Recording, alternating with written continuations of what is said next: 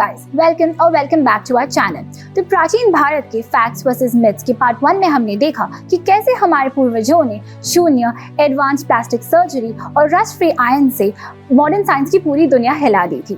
अगर आपने वो वीडियो चेकआउट नहीं किया तो हम यहाँ पे पार्ट 1 का लिंक शेयर करें, उसे जरूर चेकआउट कीजिए। लेकिन गाइस, आज हम चलेंगे उससे भी आगे। आज हम खोलेंगे प्राचीन भारत का फिजिक्स, एटॉमिक थ्योरी और आसमान में उड़ने वाले विमानों का असली सच और समुद्र को रूल करने वाली मैरीटाइम इंजीनियरिंग का रॉ रिसर्च पेपर। तो गाइस, अगले 7 से 8 मिनट के लिए मैं आपका दिमाग पूरी तरीके से हिलाने वाली हूँ। तो लेट्स गो।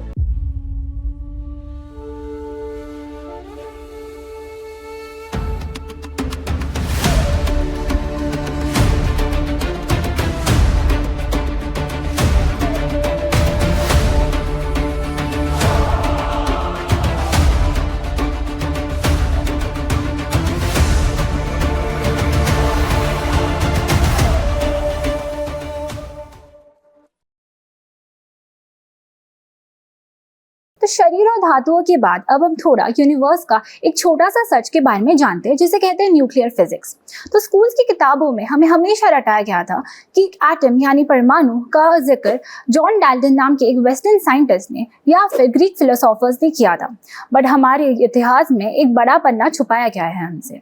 तो जॉन डाल्टन से पहले हमारे देश में एक ऋषि हुआ करते थे, महर्षि कणाद।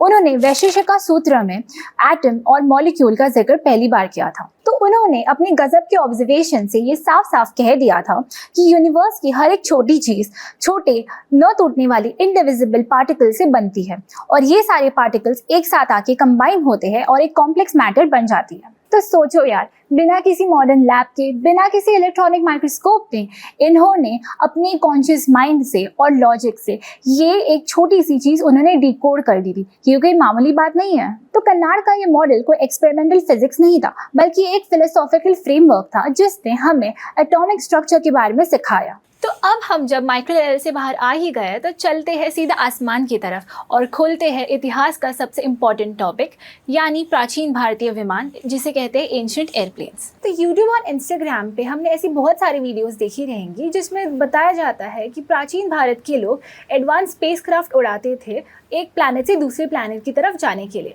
और इसका जिक्र वैमानिक शास्त्र नाम की एक किताब में भी किया गया है और इसमें दावा है कि ये चीज़ों के ब्लूप्रिंट्स है। तो इस दावे के पीछे सच क्या है बॉस? अब जरा दिल थाम कर बैठो और एक कड़वा सच सुनो।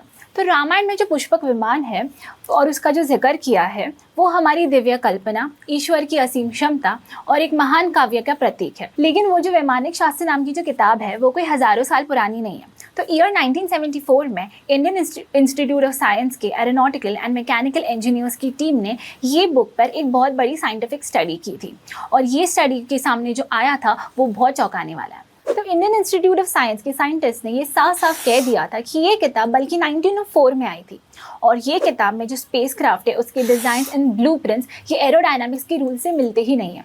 मतलब ऐसा हवाई जहाज यानी ऐसा स्पेसक्राफ्ट ये हवा में उड़ ही नहीं सकता है।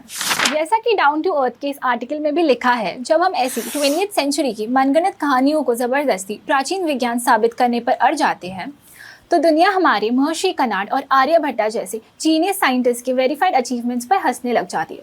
हमारी जियोपॉलिटिकल इमेज को बचाने के लिए हमें इसका मिथ वर्सेस फैक्ट का फर्क समझना बहुत ज़रूरी है।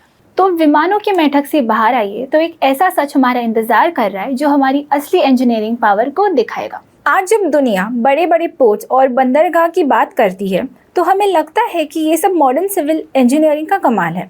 लेकिन बॉस, जब वेस्टर्न दुनिया के लोग ठीक से नदी में नाव चलाना भी नहीं सीखते थे, तब आज से करीब 4400 साल पहले यानी 2400 BCE में हमारे पूर्वजों ने गुजरात के लोथल में दुनिया का सबसे पहला आर्टिफिशियल टाइडल डॉकयार्ड बना दिया था। ये कोई मामूली नदी का घाट नहीं था, बल्कि इसमें एक छुपी हुई हाइड्रोलॉजी थी। लोथल के इंजीनियर्स ने साबरमती नदी और कंबट की खाड़ी में आने वाले ज्वार भाटे यानी टाइड्स का पूरा डेटा स्टडी किया था। उन्होंने पक्की ईंटों से एक ऐसा विशाल बेसिन बनाया जिसमें एक कमाल का स्लुइस गेट यानी लॉक गेट सिस्टम लगा था। मतलब जब हाई टाइड आएगा तो समंदर का पानी जहाज़ों को अंदर लाएगा और फिर गेट बंद हो जाएगा। इससे लो टाइड के वक्त भी पानी अंदर लॉक रहता है, जहाज़ हमेशा तैरते रहते हैं और नीचे मिट्टी भी नहीं जमती। ये इंजीनियरिंग उस ज़माने में दुनिया के लिए एक ट्रूली एक अजूबा था। तो तो गाइस, लोथल के इस बंदरगाह से हमारे शिप्स यानी जहाज मेसोपोटामिया और इजिप्ट भी जाते थे। तो ये कोई मनगढ़ंत कहानी नहीं, बल्कि आर्कियोलॉजिकल सर्वे ऑफ इंडिया में छुपे सबूत है, जिसे आप इस यूपीएससी रेफरेंस में भी देख सकते हो। तो ये है हमारी देश की असली इंफ्रास्ट्रक्चर पावर। और सुनो, सिर्फ बंदरगाह ही नहीं, बल्कि जहाज बनाने में जो साइंस है, जिसे शिप बिल्डिंग भी कहते हैं, वो भी हमारे पास थी और उसने समुद्र में हमारा दबदबा बनाया था। 11वीं सेंचुरी में परमार वंश के राजा भोज ने युक्ति कल्पतरु नाम का एक ग्रंथ लिखा। तो ये कोई कविता की किताब नहीं थी, ये सच में जहाज बनाने का एक टेक्निकल मैनुअल था। इसमें जहाज़ों को 2 कैटेगरीज में बांटा गया था, सामान्य जो नदियों में चले और विशेष जो गहरे समुद्र की लहरों को चीर सके। इस किताब में राजा भोज ने एक ऐसी कमाल की वार्निंग दी थी जो मटेरियल साइंस का अल्टीमेट लेवल है।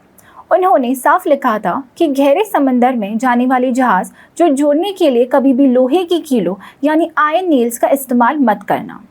तो इसके पीछे की वजह क्या है? पहली ये कि समुद्र की कुछ मैग्नेटिक चट्टानें लोहे को अपनी तरफ खींचकर जहाज को डुबा सकती है, और दूसरी ये है कि खारा पानी लोहे को तुरंत करोड़ यानी गला देगा। इसलिए इन्होंने लकड़ियों को खास जैविक रस्सियों से सीलने का तरीका बताया, जिससे जहाज लहरों के चट्टानों से आसानी से सह सकता है। तो यही नहीं, जहाज के कौन से हिस्से में कौन सी लकड़ी जानी चाहिए, उसके लिए उन्होंने वृक्ष आयुर्वेदा यानी प्लांट साइंस का इस्तेमाल किया और चार अलग अलग टाइप की लकड़ियों को क्लासिफाई किया, उनके वजन, वाटर रेजिस्टेंस और बॉयंसी के हिसाब से।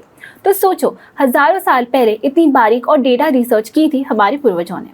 अब समुद्र की इंजीनियरिंग के बीच आते हैं एक बड़े इमोशन पे, जिसे कहते हैं राम सेतु। तो इंटरनेट पे ये बहुत बहस छिड़ जाती है कि राम सेतु ये मैन मेड है या एक नेचुरल लाइमस्टोन की चेन है, पर सच क्या है? तो देखो यार, एक जियोपॉलिटिकल और साइंटिफिक पॉइंट ऑफ व्यू से हमें इस डिबेट में उलझने की ज़रूरत ही नहीं है। रामायण सिर्फ एक धार्मिक ग्रंथ नहीं, बल्कि भारत की एक सांस्कृतिक ज्योग्राफी यानी कल्चरल ज्योग्राफी की आत्मा है। ज़रा इस बात की गहराई को समझो कि हज़ारों साल पहले हमारे ऋषियों को भारत और श्रीलंका के बीच के समुद्र की एक एक टोपोग्राफी और भूगोलिक गहराइयों का अंदाज़ा था। उन्होंने बिना किसी सैटेलाइट के ये मैप कर लिया था कि समंदर में कहाँ पर उठला रास्ता है। राम सेतु हमारी उस अमेजिंग ज्योग्राफिकल मैपिंग और आस्था का एक बेहद पूजनीय प्रतीक है। इसलिए गाइस, स्ट्रैटेजी बिल्कुल सिंपल है। जब हमें दुनिया को अध्यात्म और अपना लैंडस्केप दिखाना हो तो राम सेतु की दिव्यता को आगे रखो, और जब वेस्टर्न दुनिया को कोल्ड हार्ट और अनडिस्प्यूटेड सिविल इंजीनियरिंग का लोहा मनवाना हो तो सीधे लोथल के पक्की ईंटों वाले बंदरगाह का फैक्ट उनके सामने रख दो। इससे हमें दोनों चीजें मिलती हैं, अनशेकेबल साइंटिफिक क्रेडिबिलिटी और अटूट सांस्कृतिक गर्व। तो गाइस, इस रिसर्च का कंक्लूजन क्या है? तो मोरल ऑफ द स्टोरी सच ही है।